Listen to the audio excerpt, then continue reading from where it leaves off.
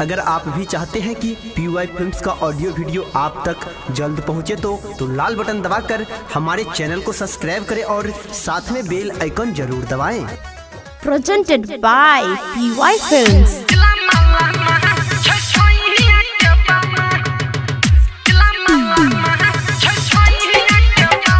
माँ वैष्णवी फिल्म्स की प्रस्तुति।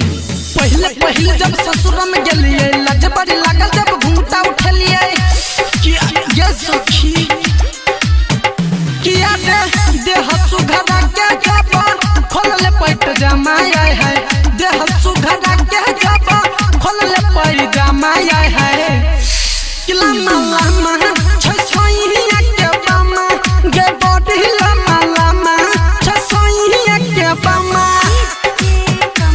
Mixed by Parveen Yadav।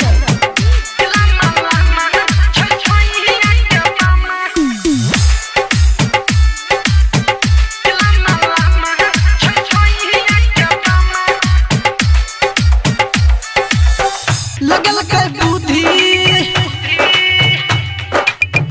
भेलै गुदगुदी लगल के बुद्धि भेलै गुदगुदी हमरा ओ खड़ी में कुट दल के खुदी माल ना गिरा भेलै बड़ी पीरा हम कहली कखन सूती लगल को बुद्धि भेला गुदगुदी हमरा ओ खड़ी में कुट दल के खुदी माल ना गिरा भेला बड़ी पीरा हम कहनी कखन सूती हाथ में धरा दिल को खमला मला माया है हाथ में धरा दिल को खमला मला माया है किला मामा छसोइया के बामा जो बॉडी लमा लमा छसोइया के बामा। Mixed by Parveen Yadav।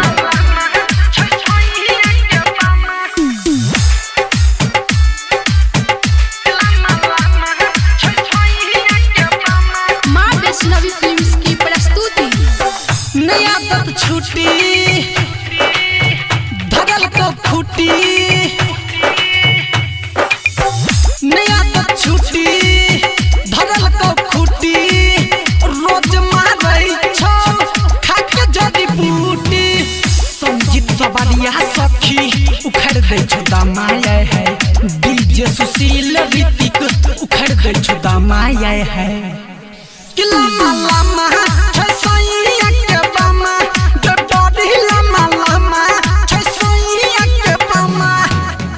पहले जब ससुर में गेलिए लज बड़ी लागल जब घूंटा उठलिए ये सखी किया देह सुघरा के जब खोल ले पैट जमाया है देह सुघरा के जब खोल ले पैट जमाया है किला मामा छसोइया के बामा गे बॉडी लमा लमा छसोइया के बामा। Presented by PY Films।